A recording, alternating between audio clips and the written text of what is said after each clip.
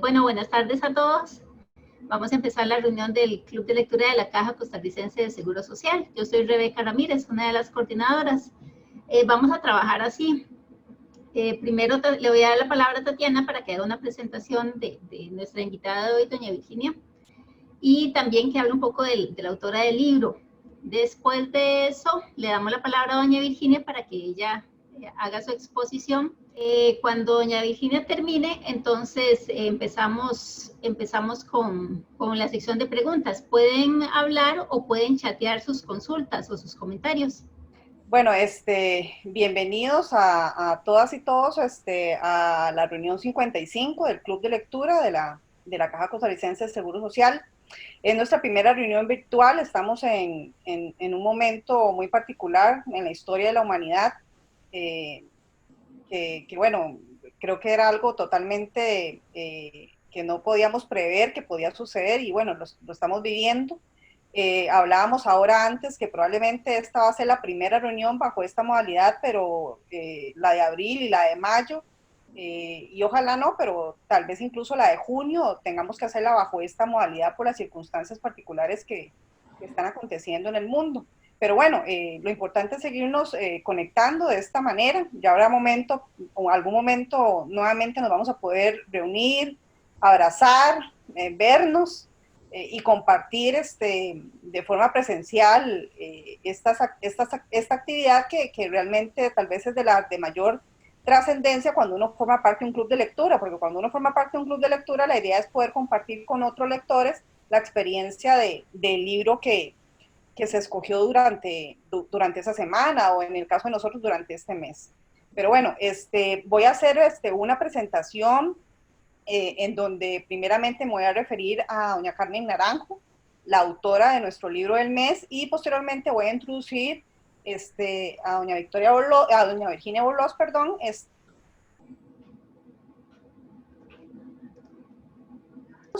sobre doña Carmen Naranjo. Ella la conoció, digamos, fue una persona cercana a ella, entonces vamos a tener a alguien que nos puede contar más acerca del ser humano, que era doña Carmen Naranjo, y conocer también su producción literaria, ¿no? Que también, claro, que nos interesa montones. Bueno, doña Carmen Naranjo, ella nació el 30 de enero de 1928 en Cartago. Eh, Ella nació en una familia de 3 hermanos.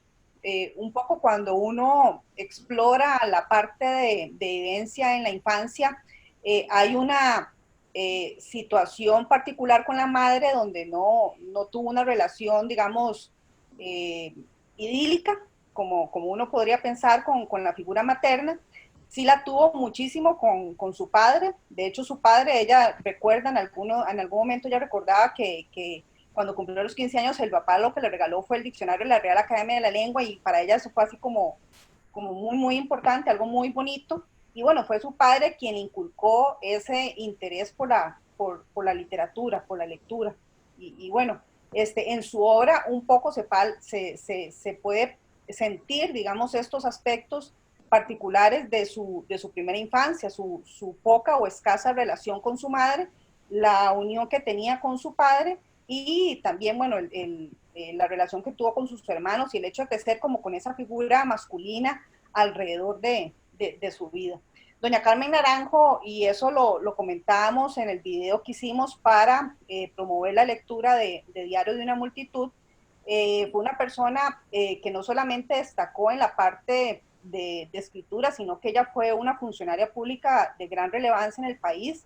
Trabajó en instituciones muy importantes como el ICE, bueno, como la Caja Costarricense de Seguro Social. Ella trabajó en la parte de la gerencia administrativa e impulsó, digamos, muchos de las iniciativas que hoy podemos gozar en la seguridad social. Y bueno, en el ICE también, ¿no? Fue la primera ministra de Cultura así electa, mujer, y durante su gestión, vamos a ver, muchos dicen que fue como la era de oro, digamos, de la cultura costarricense, porque ella como ministra de Cultura fomentó el que pudiéramos acceder a las artes, al teatro, a la literatura, a la música, en un momento donde lo que predominaba pues era los deportes, el fútbol. Bueno, hoy sigue siendo como muy parecido, ¿no? Pero lo importante es que ella abrió ese primer espacio para que las otras artes pudieran tener el lugar de relevancia que deberían tener, ¿no? Ella como escritora fue reconocida en 1986, ella se le otorgó el premio Magón de Cultura, y 10 años después a ella se le dio la medalla de se me fue, la de Gabriela Mistral, la medalla de Gabriela Mistral, que es un reconocimiento que se da en Chile, y 10 años después de eso también fue la primera mujer en recibir un doctorado honoris causa de la Universidad de Costa Rica. Bueno, no sé si han notado que yo he dicho, ha sido la primera en muchas cosas, ¿verdad? Doña Carmen Naranjo abrió un camino que antes era inexistente para las mujeres, ¿verdad? Ella fue como la primera mujer en muchos de estos espacios de artes y muchos de estos espacios de política, llamémoslos así, ¿no? Ella también fue la primera mujer, que eso también, digamos, tiene una relevancia, en ser miembro de la Academia Costarricense de la Lengua, y esto entonces es muy importante porque uno ve la exquisitez en el escrito de doña Carmen Naranjo en las diferentes producciones que ella realizó, porque ella escribió ensayo, escribió novela, escribió poesía. Yo les compartí en el video que hicimos para promocionar la lectura de diarios de una multitud, que yo esta era la primera novela que leía de Carmen Naranjo porque yo soy más fan, digamos, de la poesía, entonces había leído más de la poesía de doña Carmen Naranjo. Y la novela de doña Carmen Naranjo, Diarios de una multitud, como para ya hablar propiamente del libro que nos convoca hoy, es un texto tal vez de los primeros que incursiona en el análisis sociológico, en este caso de Costa Rica. Es un libro, de hecho, que quienes lo hemos leído, que resulta, incluso podríamos decir, pesado de leer, porque no es una lectura fácil, es una lectura que requiere, digamos, un ejercicio activo de la mente, y es riquísimo, porque uno puede, en Diario de una multitud, eh, prácticamente estar viendo la sociedad costarricense de hoy, a pesar de que este libro fue escrito ya hace varias décadas. Y es un análisis muy interesante de la sociedad costarricense. Pero bueno, esto tal vez para enmarcar a doña Carmen Naranjo. Ella falleció el 4 de enero del 2012, ya hace más de casi ya una década, y digamos, a consecuencia, digamos, de un cáncer que ella padeció. Y bueno, ahora para introducir a doña Virginia Borló Soto, ella es profesora de lengua y literatura francesa en la Universidad de Costa Rica, es escritora. Hay un libro que yo les recomiendo, si ustedes quieren profundizar en la vida de Carmen Naranjo. Yo por lo menos disfruté muchísimo la lectura del mismo. Mucho de lo que yo les he dicho ahora, digamos, lo obtuve de este texto que se llama Carmen Naranjo, una metáfora viviente. Es un libro lindísimo, digamos, si uno quiere conocer a la persona y también conocer, digamos, a la funcionaria pública y conocer a la escritora, al artista, a la mujer. Es un libro maravilloso. Doña Virginia, en enero del 2017, junto con otros miembros de un taller de literatura que tenían con doña Carmen Naranjo, fundan la fundación, valga la redundancia, Carmen Naranjo. Es una fundación que surge en enero del 2017 por estos miembros de este club, perdón, de este taller literario que tenían con doña Carmen Naranjo. Y bueno, ellos lo que buscaban era, o lo que busca esta fundación es, bueno, promover obviamente la obra y la figura de doña Carmen Naranjo. Ya han hecho varias actividades, hicieron una actividad, recuerdo, en el Museo Calderón Guardia de fotografía. Bueno, porque doña Carmen Naranjo, digamos, ella incursionaba en otras áreas, digamos, de las artes. Pero además de eso, esa fundación ha querido también cumplir como un deseo, un sueño que tenía doña Carmen Naranjo, y era que a través de esta fundación se lograran becar a mujeres en el área tecnológica. Entonces yo creo que esto es algo como muy, muy bonito, muy hermoso que tiene esta fundación, y que cumple uno de los deseos que tuvo doña Carmen Naranjo en vida. Me voy más bien a referir como a algunas cositas de cada uno de los aspectos que ella señaló, como bueno, que nació en Cartago, el 30 de enero de 1928, efectivamente. Y un aspecto interesante de este nacimiento de Carmen Naranjo es que es la hija de dos culturas, como ella lo decía, hija del encuentro de dos culturas, la española y la amerindia. Entonces, la cultura del maíz, decía ella. Entonces, en uno de sus primeros poemarios, porque ella se inicia con poesía, con el yo lírico, con el yo íntimo, ¿verdad? Y el intimismo de la poesía lírica. Y esa trilogía, Canción de la Ternura, que es la primera, eh, América, no, Hacia tu isla y América. América ella deja muy bien expresada esa doble pertenencia de ella, de su padre español y de su madre costarricense. Y es un poema bellísimo que vale la pena realmente conocer también, que decía Tatiana que le gusta la poesía. Eh, y yo vengo a hablar de América, dice, con el eco de las quenas tristes yéndose en el viento por las montañas, por las montañas blancas de América. Y es un poema de largo aliento. Es su primer poema inédito, quedó inédito, en realidad salió a la luz para algunas personas solamente y mecanografiado, acorde con la época, ¿verdad? Bueno, en ese aspecto del nacimiento. Luego señalaba Tatiana que hubo algo ahí en su infancia que la hizo a ella unirse más a su padre y en conversaciones amistosas, así más bien jocosas, ella decía que había sin duda, había sentido un rechazo materno que realmente la hizo refugiarse en la predilección paterna, ¿verdad? Y entonces señala esto muy lindo del regalo de los 15 años y también mencionaba mucho en sus conversaciones el recuerdo lindísimo de ella que guardaba ella sobre su abuela, Mama Carmen, que había venido de España especialmente para su nacimiento, y ella lleva justamente el nombre de esta abuela paterna. Hacia tu isla es la otra poesía y entonces ella le dice en esa poesía dedicada a su padre, porque su padre era de Islas Canarias y entonces por eso la poesía se llama Hacia tu isla, y la poesía se puede resumir con un verso lindísimo donde ella dice: hay algo de tu sombra en mi sombra.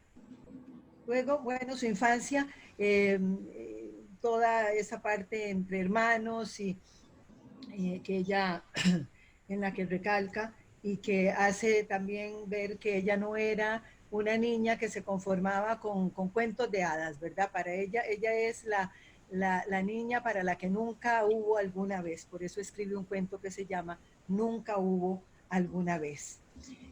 Otro aspecto importante de su vida es que su educación, cuando se vienen de Cartago a San José, su educación transcurre en instituciones públicas, tanto en la Escuela República del Perú como en el Colegio Superior de Señoritas y posteriormente en la Universidad de Costa Rica.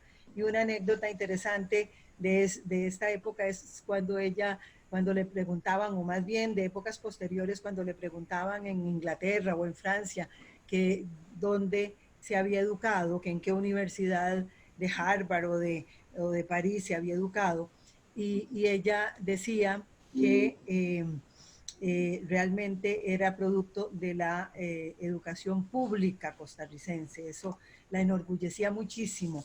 Ella dice que en la Universidad de Costa Rica decía, me libró de ruidos falsos, me enseñó a oír a los demás, a respetar diferentes puntos de vista, a pensar y repensar antes de dar la opinión. Quería estudiar medicina, pero en esa época, digamos, lo que eran los estudios relacionados con las ciencias estaban un poco vedados para la mujer y prácticamente eran, los hombres decidían y escogían lo que las mujeres debían estudiar, como decía ella, y entonces se orientó por el lado de la filología y estudió filología en la Facultad de Letras de la Universidad de Costa Rica. Y eso siempre repetía, bueno, fue la mejor decisión porque su vida entera estuvo alrededor de la palabra, ¿verdad? Luego, una cosa interesante también es cómo irrumpe ella, cómo pasa, cómo va pasando de su voz íntima, de la poesía, con paso firme, no solo en lo personal, sino también en lo profesional, irrumpe en el mundo de la vida pública, ¿verdad? Y cuando empieza a trabajar, recuerda también sus anécdotas, como una anécdota, su vida de infancia entre hombres en un medio masculino y decía de mis hermanos, recuerdo que aprendí a darles patadas antes de que me pelaran rape. Y posteriormente con sus compañeros de trabajo, por el contrario, decía, siempre fueron muy respetuosos conmigo. Bueno, y como sabemos, y ya lo dijo creo Tatiana, pasa por diferentes instituciones en las que deja una huella imperecedera, por supuesto. Inicia como subgerente de la Caja Costarricense del Seguro Social, pero una cosa muy interesante es que antes me contaba Ligia, una gran amiga de ella de su época de deportistas, de basquetbolistas, y me decía que cuando ya se encontraron en la edad de adultas jóvenes, le pidió que trabajara en el departamento habitacional de la Caja Costarricense del Seguro Social. Un departamento bastante ¿verdad? Antiguo para nosotros, para nuestros oídos, pero de donde partieron, por ejemplo, estudios y entrevistas y cosas para dotar de casa a personas de escasos recursos, como fue la Ciudadela Calderón Muñoz, por ejemplo. Ahí se inició, luego multifamiliares, luego vino la ley del limbo en la que ella intervino también, ¿verdad? Que creó el limbo, etcétera. Entonces, lo interesante en esto es ver cómo ella pasa de lo privado, de lo privado tanto en su voz íntima, literaria, ¿verdad? En su yo lírico, a la voz, digamos, a la voz de la multitud, a la voz de la colectividad, ¿verdad? Y es así como ella insiste en que la palabra siempre debe estar llena de contenido, que la palabra no puede ser una palabra vacía de contenido, que es predicando con el ejemplo como realmente se hacen las cosas. Lo decía Tatiana, la época de oro del Ministerio de Cultura como primer mujer ministra de Cultura, por ejemplo, primer mujer en la Academia de la Lengua, primer mujer en recibir el doctorado honoris causa que tuve, el honor de recibir en su nombre, porque en ese momento ella estaba enferma y me correspondió el honor de recibirlo en su nombre.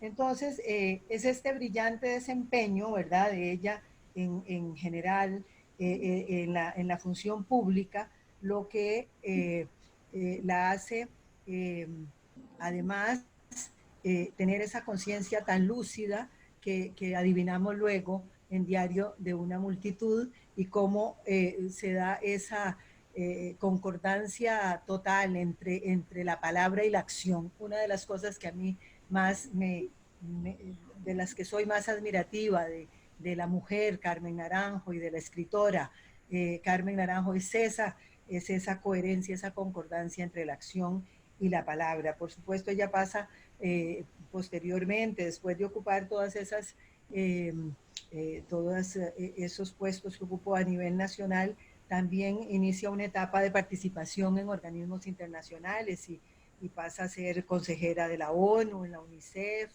en programas como coordinadora de estimulación precoz para Centroamérica y Panamá, también embajadora de Costa Rica en Israel, etcétera. Y son pues innumerables las charlas, conferencias, coloquios en los que ella participa. Y de esas conferencias, charlas y participaciones hay algo muy realmente relevante para nosotros en este momento, y es el rescate que hemos hecho de alguna forma, la Fundación Carmen Naranjo, de sus dibujos, porque eran dibujos que ella elaboraba en las mismas invitaciones, en la parte de atrás de la invitación a esas conferencias, a esas charlas, a esos coloquios, mientras escuchaba, era una mente brillante, por supuesto, y mientras escuchaba dibujaba. Y esos dibujos se reunieron en un libro que se llama Ventanas y Asombros, que ha tenido menos difusión que su obra literaria, pero que ahora nosotros estamos tratando de dar a conocer con exposiciones como la que mencionó también Tatiana, la primera que se hizo, perdón, en grande en el Museo Calderón Guardia. Por supuesto también numerosísimos los premios que recibió, entre los que mencionó Tatiana, la medalla Gabriela Mistral y muchos otros, la orden de Alfonso X el Sabio, el más importante quizá para nosotros, pues el Magón de Cultura en 1986. Y por supuesto no puede faltar el referirse a la defensa de la mujer en su palabra y en su acción. Ella, en el ensayo Mujer y Cultura y en las novelas Sobre Punto y Más allá del París Mina, que si tienen oportunidad de leer, vale la pena que lo hagan porque son bellísimas. Sobre Punto, como digo yo en la sinopsis de Carmen Naranjo, una metáfora viviente. Yo no soy especialista en literatura centroamericana ni costarricense, pero realmente cuando la descubrí, sobre todo cuando descubrí su palabra y bueno, desde luego, en primer lugar, su persona, me enamoré de su palabra y me enamoré de su amor y de su conocimiento y de su proyección tan importante hacia la ciudadanía costarricense, hacia su país y hacia el mundo, porque sus ideas son universales. Entonces, en este libro Sobre Punto, yo lo digo, es un libro digno de una película de Almodóvar, porque realmente se conforma o se construye la mujer de una manera tan delicada y tan linda, tan particular, que da gusto leerlo. Igual que Más allá del París Mina, que es otro libro interesantísimo de ella, en los que hace ver la importancia de la educación de la mujer, la importancia de la participación activa de la mujer en la economía y en todos los ámbitos del país. Bueno, muere en Olo, como lo dijo Tatiana, y un pequeñito detalle a agregar ahí es que muere en el 2012 y su último libro, Oficio de Oficios, su último libro publicado en vida fue en el 2007, que se llama Oficio de Oficios. Muere haciendo lo único que realmente perdón, ella amó, y era hacer poesía. Entonces, escribir, pues, tomar la palabra como instrumento para expresarse y para decir lo que pensaba y lo que hacía. Realmente es una mujer orgullo incontestable del pensamiento, del quehacer y de las letras costarricenses, y es un modelo que vale la pena evocar. ¿Se fue o se metió alguien? Sin lugar a dudas, que vale la pena evocar, y porque es un ser que es particularmente coherente entre, como digo yo, entre la acción y la palabra, y para reforzar los más altos valores del ser humano en general y de la sociedad nuestra en particular. Sobre Diario de una Multitud, pues es interesante ver, ya ustedes hicieron la lectura, no es una lectura fácil, efectivamente. ¿Por qué? Bueno, está dividida en tres partes: hilos, claves y tejidos. Vean que de hilos a tejidos hay un intermedio que es claves. El lector, la lectora es quien debe descifrar las claves de lo que escribe la autora, ¿verdad? Y entonces la novela se convierte en un medio de, no solo de reflexión, sino en parte la persona, la lectura, la persona que lee más bien se convierte en parte del proceso creador.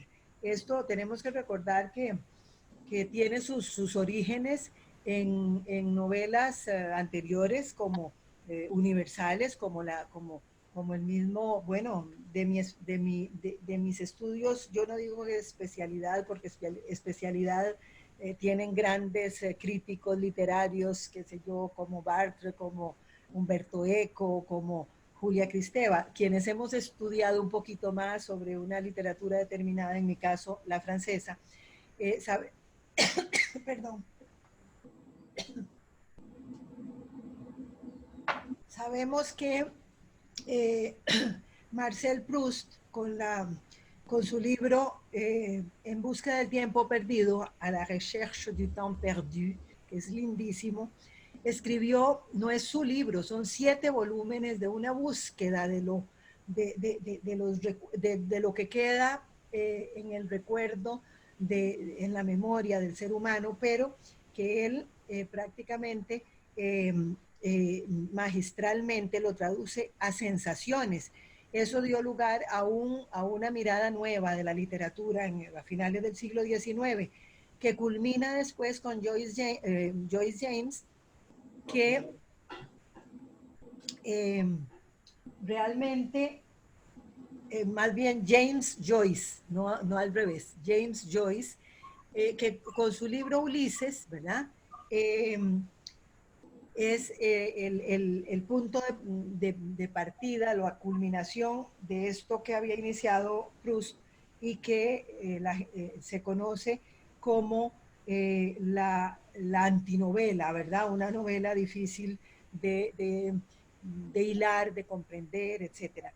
También anterior a Carmen, inmediatamente anterior, estuvieron los latinoamericanos como Julio Cortázar y como García Márquez con 100 años de soledad, qué sé yo, autores, también Los perros no, la novela de Carmen, más bien La ciudad y los perros de Carlos Fuentes, en fin, novelas que también rompieron con lo tradicional y Carmen viene en esos mismos años, un poquito posterior a estos autores,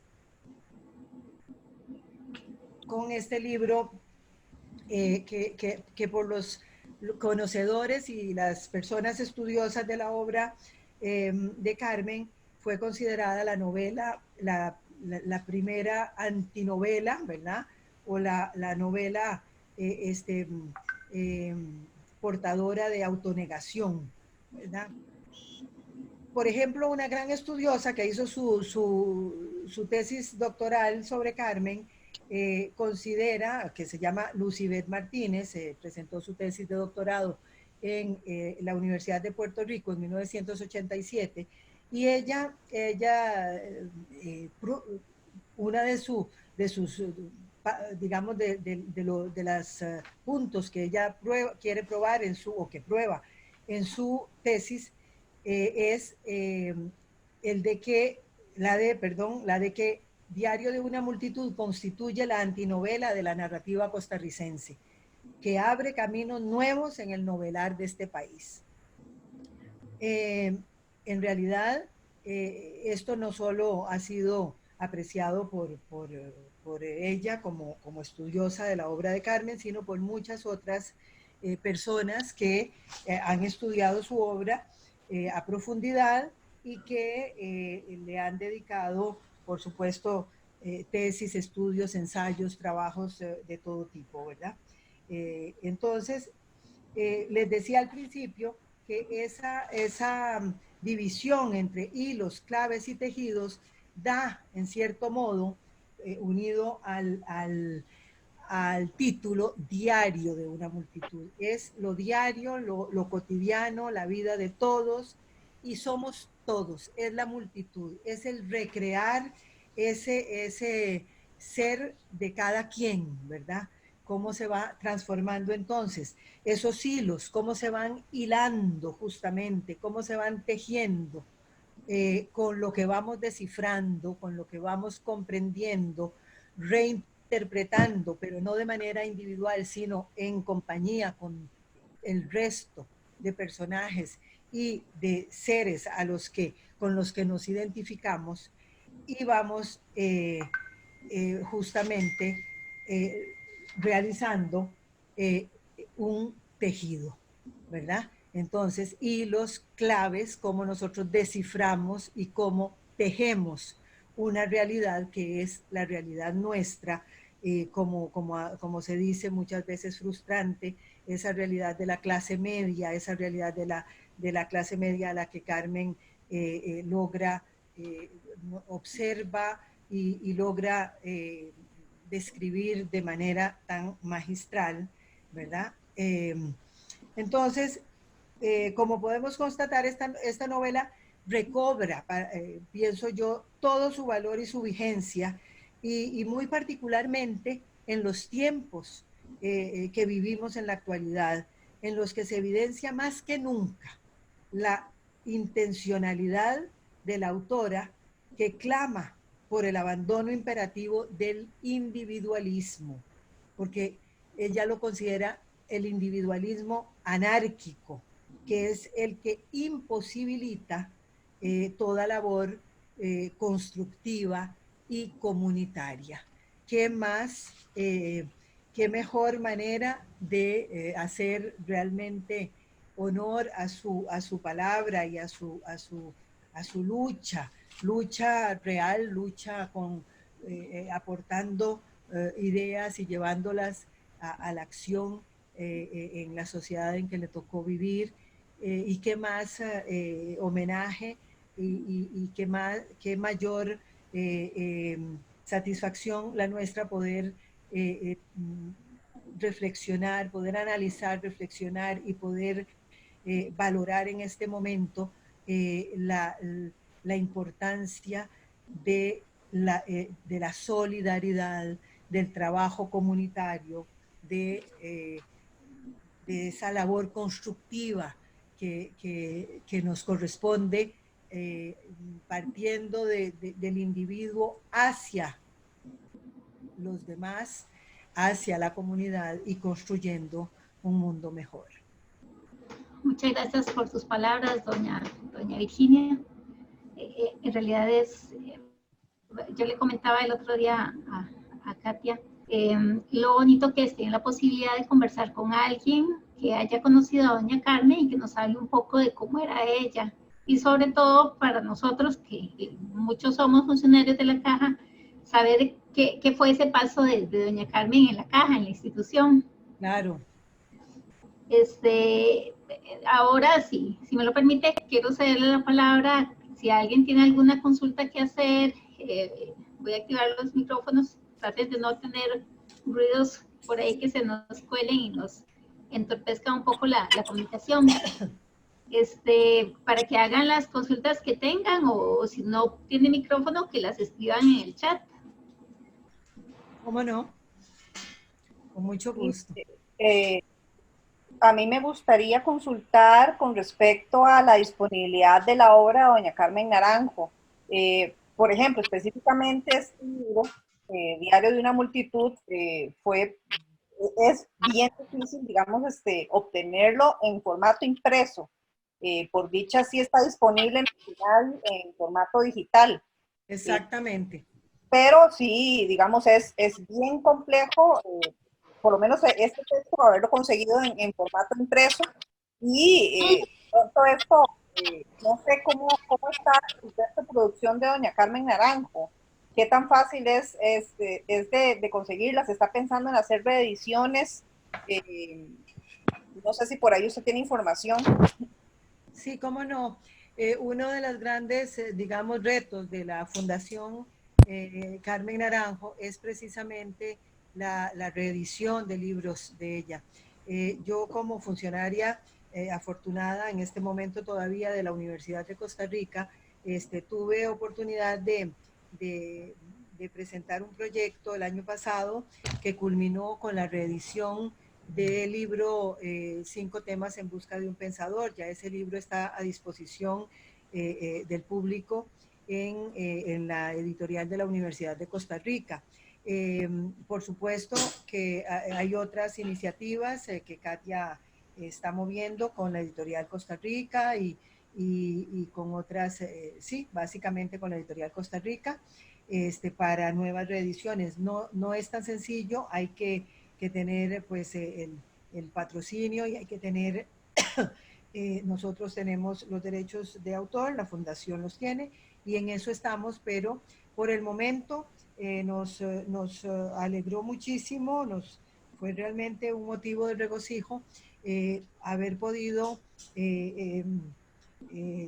hacer este trabajo en colaboración con el CIBDI y con la Biblioteca Nacional para que se pudieran transcribir todas las obras y que estén prácticamente todas las obras publicadas de Carmen Naranjo y que se cuente con ellas en la Biblioteca Nacional.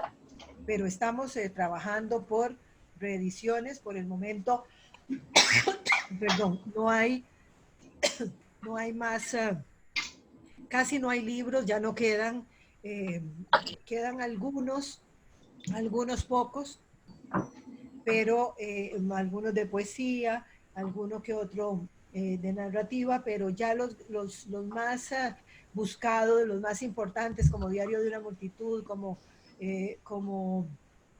Más allá del Parismina, Sobre punto, en fin, los más digamos, buscados por la crítica, pues ya están agotados. Haciendo un comentario respecto a lo que acaban de comentar, honestamente sí es bastante difícil de conseguir. Sí lo conseguí en el libro de libros en la biblioteca pública digital, pero el asunto aquí es que, como repito, el libro en la biblioteca digital tiene la letrita muy chiquita y fue escaneado 100%, entonces cuesta mucho realmente hasta leerlo porque el papel es de los libros pues valiosos antiguos, ¿verdad? Entonces sí, como repito, como usted mencionó, reescribir el libro, la verdad sí sería muy bonito que, digamos, consulté a varios lugares, hasta de libros usados, y definitivamente ellos no lo tienen para tenerlo físicamente, porque leerlo digital sí es bastante pesado, sí cuesta bastantillo, no avanza mucho. Digamos, sí está costando mucho conseguirlo hasta en los libros usados. Ya no sé si la gente es que no lo vea, porque es de verdad muy difícil volverlo a conseguir, pero sí, si fuera una posibilidad que tal vez reescribirlo o para que la gente también, uno pueda comprárselo a otra persona y regalárselo para también tener viva lo que hizo Carmen Naranjo en la vida, lo que escribió y la intención que le llegara a todo el público y que la gente lo leyera, sí sería muy bonito. Bueno, yo espero que pronto podamos estarles dando una respuesta pues positiva a esta inquietud y que pues lo antes posible podamos hablar de reedición de las obras más importantes. A mí me parece muy interesante porque el libro que yo tengo es una quinta edición del libro de Diario de una multitud y esta fue de 2000 ejemplares. Entonces es increíble la producción que hubo en los 80 de los libros de Carmen Naranjo. Sí, por supuesto. Muchos estarán perdidos en muchas bibliotecas de las casas, otros en compriventas, como encontramos alguno, pero deben estar por ahí esos libros. Así es, así es. De Rebeca, quería hacer un comentario. Sí, gracias. Buenas tardes a todas. Muchas gracias por las participaciones. Bueno, yo fui muy afortunada porque vieran que el libro estaba en la biblioteca de mi papá, es este que tengo acá, y es la primera edición de Diario de una Multitud, es del año 74. Y bueno, ya está bien viejito, pero completamente leíble. Así que acá en la casa cuidamos muchísimo los libros, los atesoramos y yo creo que fui muy afortunada de poderlo encontrar aquí porque a pesar de que tenía años donde lo veía, pues nunca me había detenido a leerlo, si no es porque la lectura se propone en el club. De doña Carmen había leído hace muchos años, en mi época de colegio, un ensayo que recuerdo que me marcó mucho en aquel momento porque lo sentía sumamente crítico, que era 5 temas en busca de un pensador, que creo que incluso es tan contemporáneo que todavía leerlo al día de hoy nos sigue cuestionando porque tiene que ver mucho con esta idiosincrasia costarricense y de cómo, por ejemplo, ante una situación como la que estamos viviendo, cuesta y vale la pena jalarnos las orejas de seguir siendo tan indiferentes, ¿verdad?, en torno a tantísimos problemas sociales que hay. Y ella pues lo escribió hace tantos años atrás y que aún hoy sigue siendo contemporáneo. Y me parece un poco similar el estilo de Diario de una Multitud, porque representa una serie de voces de una ciudad bulliciosa, ¿verdad? El que lleva unos paquetes, la señora aristocrática, una serie de cosas que si bien es cierto es una Costa Rica ya muy viejita, que incluso algunos la conocemos de referencia, o estábamos muy pequeñas o pequeños cuando ahora la vemos reflejada en el libro, le trae a uno esos recuerdos. A mí me llamaba la atención, por ejemplo, en uno de los relatos donde hay un señor que reparte volantes. Eso casi ya no se estila, ¿verdad? Entonces reparte volantes desde religiosos hasta promocionando cosas y de cómo ella va en esos pequeños detalles, ¿verdad?, cotidianos, que uno diría qué atención le ponía a su entorno para poder llevarlo hoy y que al leerlo hoy, años después, que son cosas, muchas de esas cosas ya se han perdido, son todo un referente, ¿verdad? O sea, ¿qué material podría escribir ella ahora? Imaginémonos, ¿verdad? Claro. Me gustó mucho también, tuve la oportunidad hace unos años de leer más que todo un tema crónico, cuando ella trabajó como embajadora en la Embajada de Israel, que escribió un librito que se llama Por Israel y las páginas de la Biblia, que nos daba como toda un entorno, por lo menos del Israel de aquella época, ¿verdad? De cómo eran las restricciones que existían y de cómo la imposición religión-estado en una sociedad tan distinta a la nuestra. Creo que fue una persona, sin duda alguna, de una cultura muy, muy vasta, polifacética, no solo por acercamiento, la aproximación que tuvo con diferentes géneros literarios, sino también la preocupación por proyectar eso y cómo incluso siendo muy definida políticamente, ¿verdad? Porque ella se forjó y formó parte de uno de los partidos tradicionales en Costa Rica, eso nunca la obnubiló para hacer una crítica social.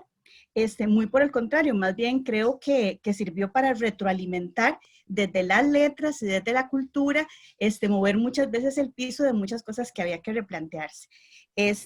Me gusta el hecho de que sea una mujer primera en muchas cosas y creo que la fundación debe tener sin duda alguna labor muy importante en rescatar esa visión de ella y creo que uno se siente identificado porque, digamos, yo podría decir muy honrosamente, yo también soy producto de la educación pública de este país y creo que el hecho de que ella sea pionera y alcanzara lo que alcanzó, no hay que dejarlo morir para nada, ¿verdad? Entonces es parte de esa función importante que tiene la fundación. Me siento muy contenta de haberme visto obligada en el buen sentido de hacer esta lectura y me ha pasado con muchas otras que hemos hecho aquí en el club, que uno dice, va aumentando la lista, lo que necesito es tiempo, Claro.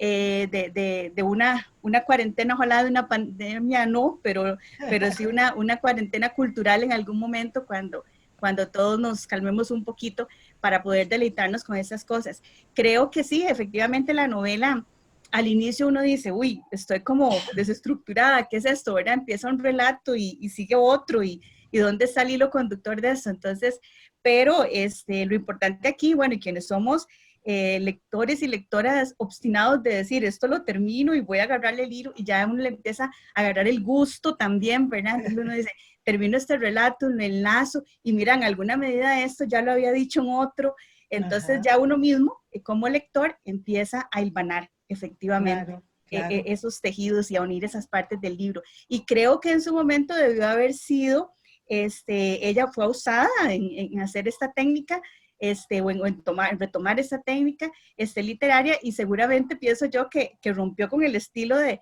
la novela tradicional que siempre nosotros vemos, ¿verdad? Que de una vez de inicio a fin se determinan personajes o que tiene 3 partes básicas, etc. Entonces creo que el aporte de doña Carmen es muy importante y no hay que dejarla morir. Yo creo que tenemos muchas mujeres emblemáticas en Costa Rica de las letras y ojalá sigan surgiendo más. Y me gustó mucho el libro y agradezco mucho todos los aportes que nos han dado por acá. Buenas tardes. Buenas tardes, muchas gracias. Yo también quería recalcar que yo nací en los años de 1997 y es la primera vez que oigo el nombre y el apellido de Carmen Naranjo.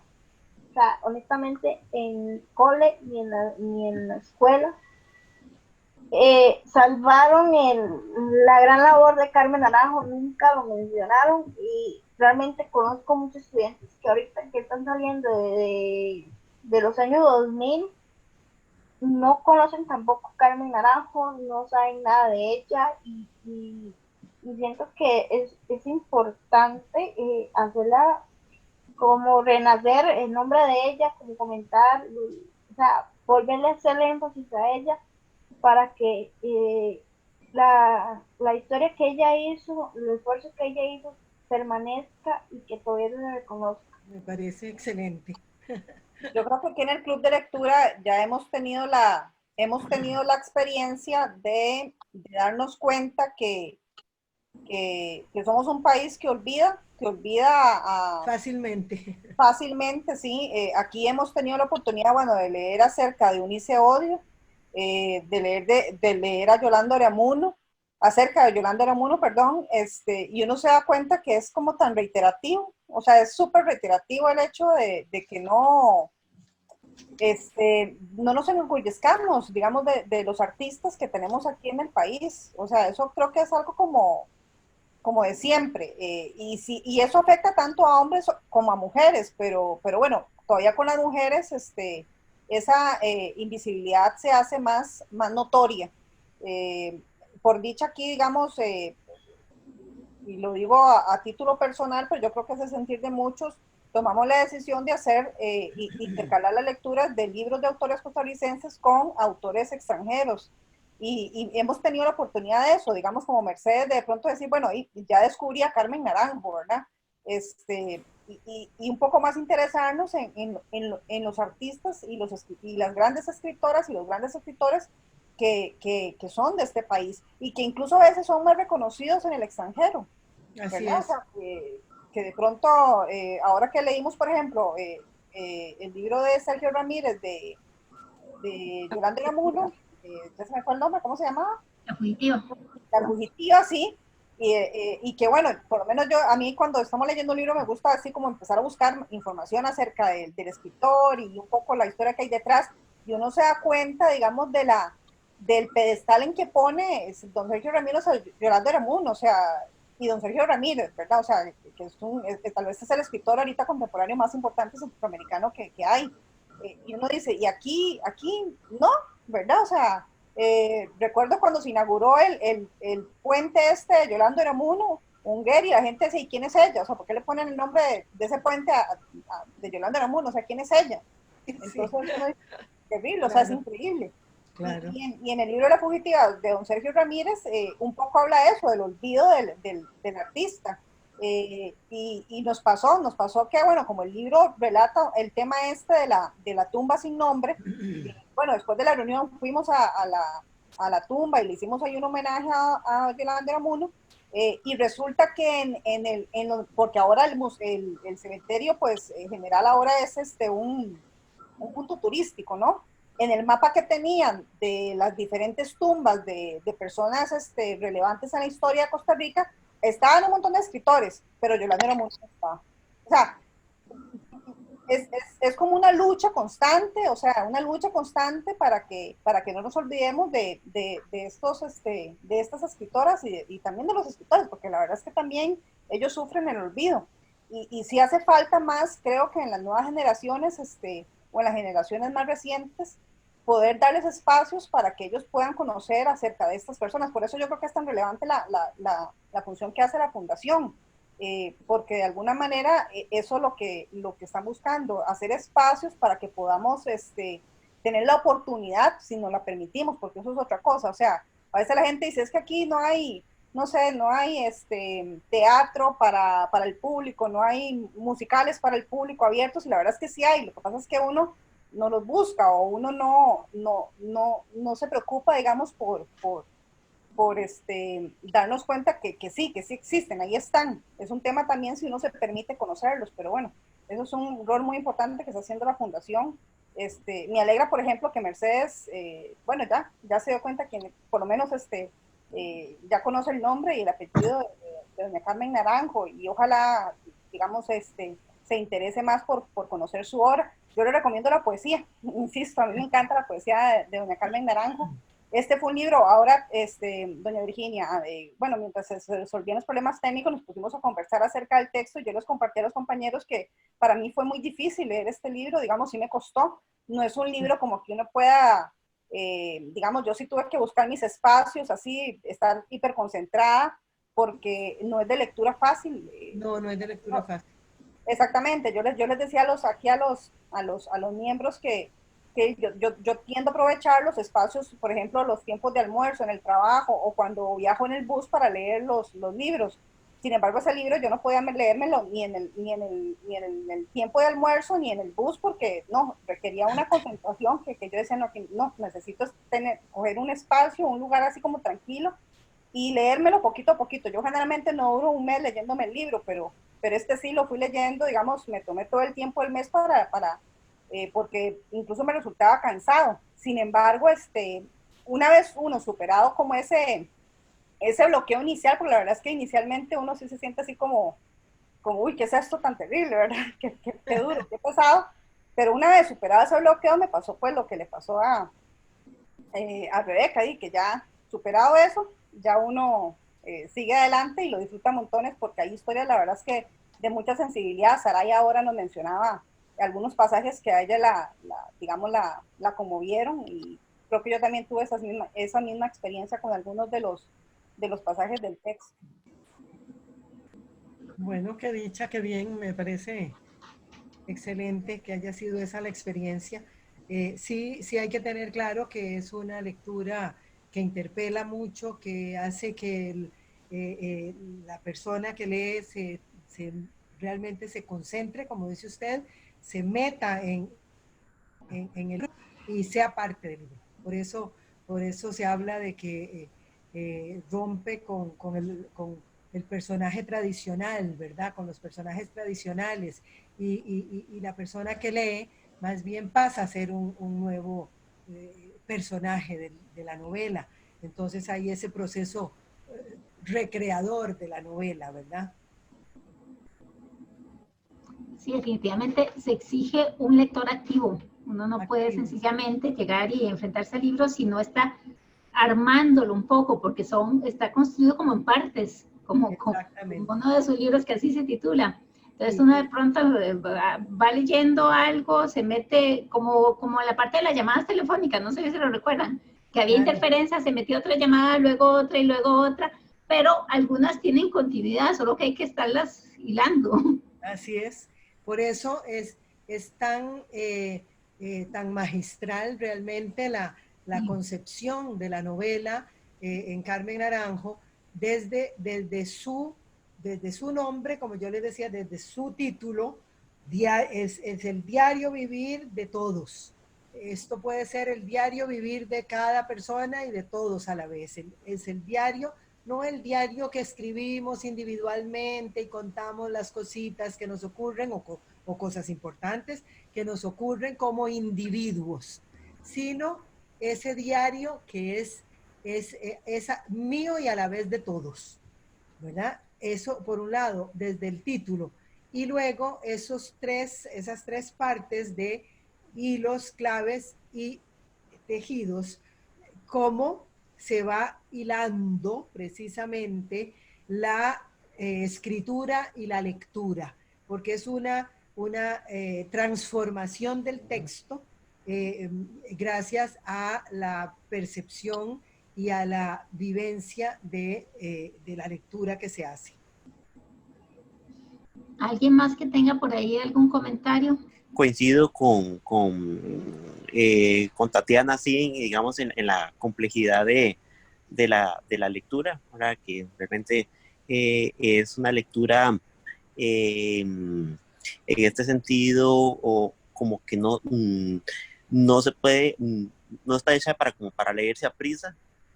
Sin embargo, o sea, me gusta mucho, digamos, cómo van, se van enlazando, digamos, por ejemplo, la situación de ver, por ejemplo, cuando crea, digamos, por ejemplo, el pánico en lo que puede ser un robo, y que contempla a, a la multitud, ¿verdad? Y todas estas situaciones.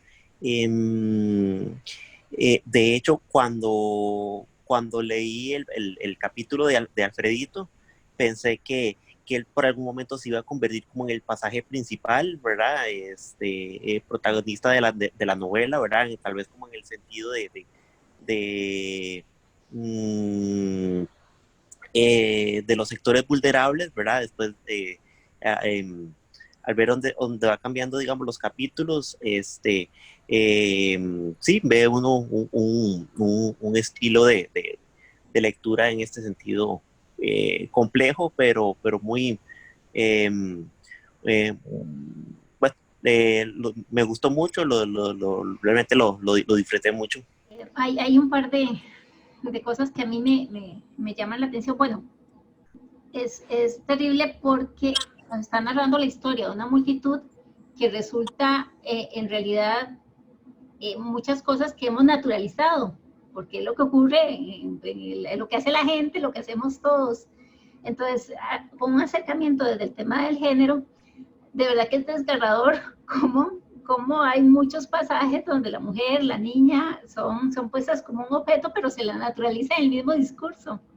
Claro, eso y muchas otras acciones, como en el momento en que se sale de control la reunión y de pronto se convierte en un caos, la turba va y se mete en las tiendas, empieza a robar, empiezan a golpear a la gente, matan a algunos y demás. Comentarios políticos van y vienen, en realidad son muchas cosas que se atraviesan en el discurso y de pronto nos resultan un poco confusas, pero como decía un poco, la misma técnica que ella tiene de narración logra cierto orden en todo esto. Así es. Efectivamente, es el reflejo de las voces de la multitud. Por eso es hay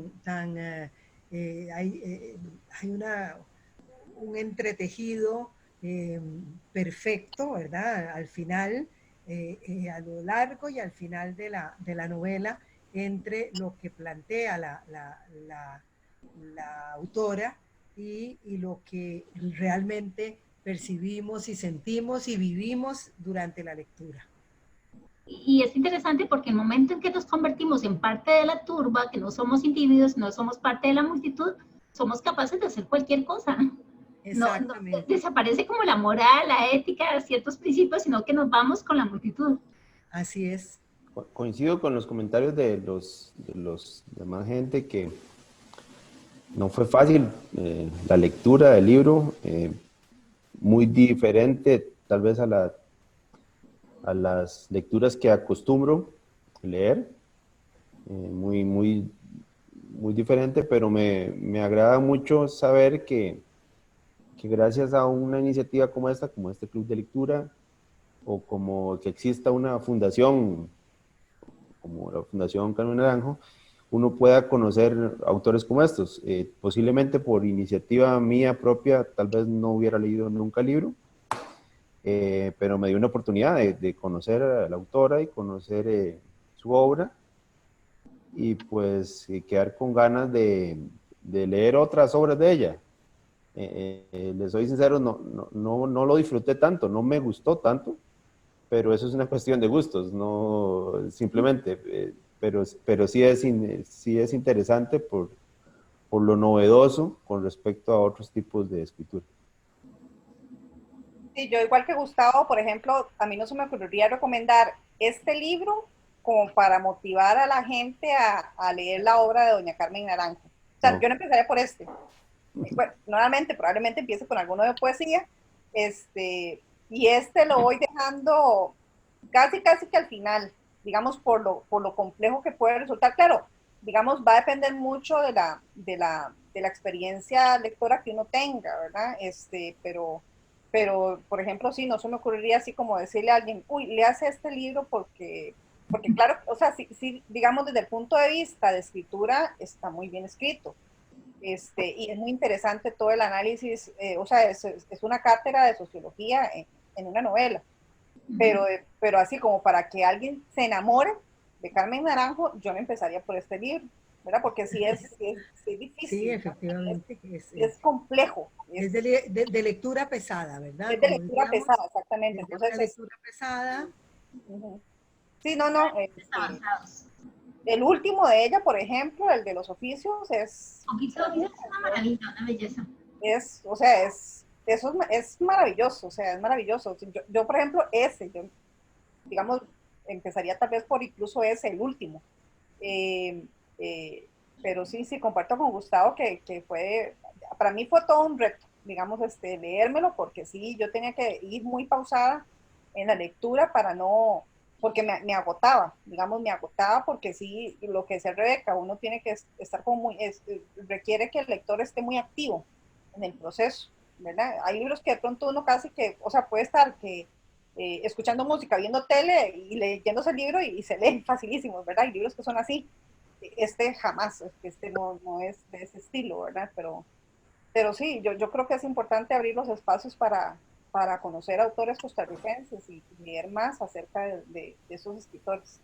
Y doña Carmen Naranjo, bueno, por ahí tuve la oportunidad también, a los que les gusta profundizar más allá del libro, hay varias entrevistas de ella en YouTube disponibles. Digamos, bueno, tengo envidia de la buena con doña Virginia, que tuvo la oportunidad de conversar con ella en más de una ocasión y participar de ese taller de escritura con ella, pero escucharla es increíble, o sea, son lecciones, o sea, es una lección tras otra lección, o sea, es maravilloso, o sea, hay varias entrevistas de ella ahí en YouTube para que las busquen, la verdad es que vale la pena escuchar, es maravilloso. Y hay algunas entrevistas también en medios escritos, que nuevamente, digamos, vale la pena leer porque uno se da cuenta que ella tenía, no sé, tenía un humor negro maravilloso. Sí, sí. Pero un humor negro, ¿verdad? Porque incluso hasta en temas muy difíciles, de pronto, por ejemplo, en una entrevista ella hace referencia al tema de la mamá y hace referencia incluso al hecho de que ella nació ella nació como con agujas, decía, en la cara. Esa anécdota es muy, ¿Verdad? es muy jocosa, digamos, sí. Y no cualquiera dice eso, o sea, porque también está hablando, o sea, está diciendo algo muy, muy personal y muy duro, ¿verdad? Porque ella decía que ella había nacido con agujas en la cara, porque la mamá la intentó abortar, o sea, y ella lo dice así y uno se queda así como, wow, ¿verdad? Porque son cosas muy, muy duras. Y ella lo decía hasta así, jocosamente, ¿verdad? Que de pronto, si uno no es como de humor negro, uno probablemente se queda así, si hubiera estado frente a ella, se queda así todo serio y ni se ríe, ¿verdad? Había que escucharla cuando decía algo así, por ejemplo, eso yo lo escuché personalmente, cómo lo decía efectivamente, jocosamente, como si fuera algo tan real, ¿verdad? Que esas agujas eran, por supuesto, imaginarias, pero eran parte de su gran imaginación, pero traducían de manera, son las heridas que ella cargaba, con las que cargaba, y ella lo decía tan jocosamente que parecía que fuera cierto, ¿verdad? Ella era aquel dolor del rechazo materno que sintió siempre y entonces al decir eso tan convencida, nos quedábamos viéndola así como diciendo, pero ¿cuáles agujas? ¿Cómo? Y de momento caíamos en la realidad de que esa era la manera de ella de transcribir, de hablar del rechazo materno, pero de una manera tan natural y tan jocosa que hacía sentir como si hubiera sido cierto. Cuando yo nací traía agujas incrustadas en la cara y nunca supe, decía, si era realmente un descuido, si fue un descuido del médico o los intentos de mi madre por abortarme.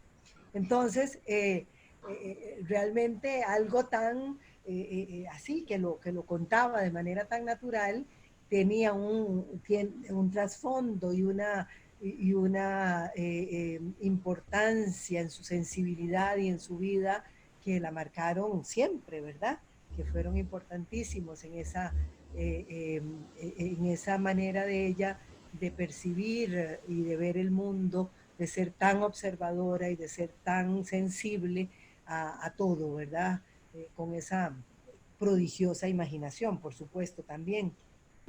Yo realmente la conocí por una de esas circunstancias, nada ocurre por casualidad, dicen, pero una amiga, muy amiga mía precisamente, habló de otro trabajo mío en mi campo de la literatura francesa, que se llama, posteriormente escribí un ensayo con el apoyo de Carmen precisamente, que se llama Madame Bovary soy yo, sobre Gustave Flaubert, la novela Madame Bovary.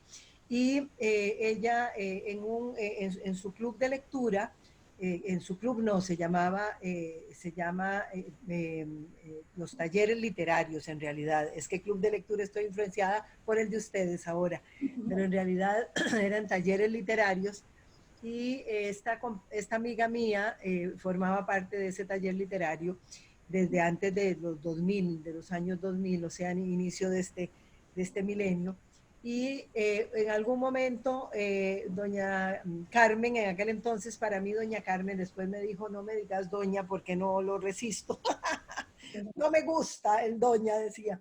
Y entonces nos acostumbramos a decirle Carmen, pero en aquel entonces ella mencionó algo sobre Madame Bovary y mi amiga le dijo, tengo una amiga que acaba de presentar su tesis sobre Madame Bovary y entonces le dijo, invítala y tráela aquí para que nos hable de Madame Bovary, porque ella se declaraba anti-bovarista. Y mi amiga le llevó la tesis porque yo le había agradecido a ella era bibliotecaria de la Universidad de Costa Rica y me había facilitado muchos libros y se la leyó en una semana y le preguntó a Marta Barquero, mi amiga, que cuándo cumplía años yo y eso fue como marzo, una cosa así, febrero. Y en abril, el día de mi cumpleaños, me estaba llamando. Y yo recibo la llamada total sorpresa y me dice, le habla Carmen Naranjo con una voz así fuerte. Y yo casi caigo muerta. Y resulta que me estaba invitando a su taller literario para hablar sobre mi trabajo. Y de ahí formé en adelante parte de su taller literario y bueno, hasta la fecha sigo muy honrada, muy privilegiada por la amistad que me unió a ella entre el año 2000 y el año 2012 en que murió y hasta hoy pues sigo honrando su memoria como presidenta de la fundación. Así que fue una forma de conocerla muy casual, pero que, como digo, nada ocurre por casualidad y resultó un gran honor y un gran privilegio para mí. Digamos, me llamó mucho la atención que usted haya mencionado a Madame Bovary, porque Madame Bovary me lo leí esta semana. Es una lectura muy suave, es muy fácil de comprender. Uno no tiene como, no sé, como que hablan palabras muy puntuales, pero en sí la lectura de Madame Bovary está nada más que era una muchacha joven que se casó con un hombre que, bueno, no sé si lo puedo comentar porque estamos hablando de Carmen Naranjo, no sé si no Adelante, puede. adelante, Mercedes. Adelante. Sí, sí, no, ya. Madame Bovary es lo que trata la historia, es de una muchacha joven que se casó con un hombre que había quedado viudo y que ella lo único que estaba diciendo era tener la vida de, ¿cómo le explico?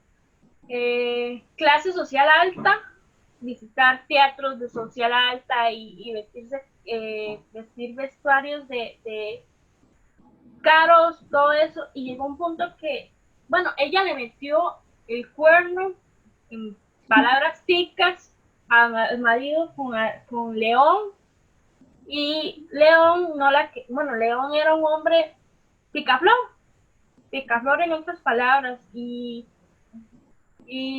pues en resumen ella se tomó un poco de arsénico y se murió. Eso es como el resumen más rápido porque no estamos hablando de ella, entonces para que no me desviara. Lo interesante de la novela Madame Bovary, que es un clásico de la literatura universal, pues es una novela del siglo XIX de Gustave Flaubert, o Gustavo Flaubert, y que tiene descripciones muy detalladas, maravillosas. Es una novela que marca realmente un hito en la literatura universal también. Pero lo interesante de la relación con Carmen fue, para mí, fue que efectivamente me abrió la puerta a su taller literario y cuando ella ya se había leído mi tesis, mi amiga se la dio y porque la tesis se llama Bovarismo ayer, hoy, siempre. De alguna manera, yo lo que demuestro en esa tesis que hice es que ese bovarismo, como el quijotismo en los hombres, ¿verdad? O como el donjuanismo también en los hombres, es una actitud ante la vida que se ha vivido antes y después, durante y después de Emma Bovary.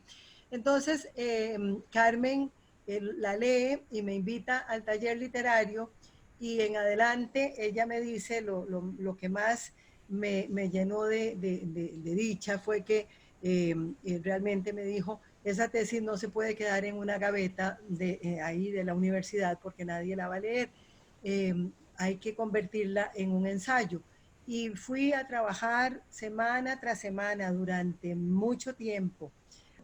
En ese entonces vivía en Residencial Cariari y yo iba todas las semanas a, a quitarle lo cuadrado de tesis al trabajo del bovarismo y a convertir ese trabajo en un ensayo. Y ese ensayo se llama Madame Bovary soy yo, que es algo dicho por Gustavo Flaubert. Él mismo lo dijo siendo hombre. Entonces, lo interesante es que eso me permitió eh, transformar una tesis en un ensayo, pero además me permitió acercarme a esta mujer extraordinaria, recibir todos sus consejos, todas sus sugerencias en relación con lo que escribía yo y con lo que escribo. Y con lo que escribo, bueno, ya ahora no tengo su guía física, pero espiritual sí. Y por eso después escribí Carmen Naranjo, una metáfora viviente, porque ya la conocí mejor. Eso me hizo a mí también conocerla más, apenas si había apenas oído hablar de ella como funcionaria pública, no había leído gran cosa hasta el momento. Ya les digo que mis estudios son en literatura francesa, entonces descuidé posiblemente por mucho tiempo mucho de la literatura costarricense que leí después y me aboqué a la lectura de toda su producción literaria. Entonces, de esa manera, pues fue como yo la conocí. Y luego nos unió una gran amistad y en en los libros, en todos los libros que yo conseguía o que ella me regalaba, en todos, o casi en todos, al principio diferentes las dedicatorias, pero siempre me puso a mi hija afectiva. Y eso de alguna manera me comprometió con el amor y la dedicación y el verdadero cariño auténtico con el que le dediqué las lecturas y le dedico mis esfuerzos ahora con la fundación. Así que, y como hija afectiva, por suerte tengo hijas y tengo nietas, entonces creo que la memoria de Carmen va a perdurar a través de personas como yo y otras amigas, Alejandrina Gutiérrez, que forma parte de la fundación también y que formaba parte ya del taller literario cuando yo llegué, ahora Katia como directora ejecutiva de la fundación, así que pasa a ser la nieta afectiva y esperamos transmitir este amor por la literatura de Carmen a las nietas que ya se han identificado bastante también, las mayores, etcétera. Entonces, y con otras amigas que formaron parte del taller literario, que continúan fieles a la memoria y a la palabra de Carmen, pues continuar este trabajo que es lo que queremos. Yo creo que hablo de parte de todos, y nos ofrecemos como club de lectura a colaborarles a la fundación en todos los proyectos que ustedes vayan a desarrollar. Bueno, ahorita estamos en un momento circunstancial que va a pasar, en algún momento Claro. pasará, pero cuando se puedan retomar algunas actividades presenciales, cuente con nosotros para la divulgación en nuestras redes sociales, o incluso si de alguna manera nuestra presencia puede ser de alguna utilidad, pues también estamos en total disposición.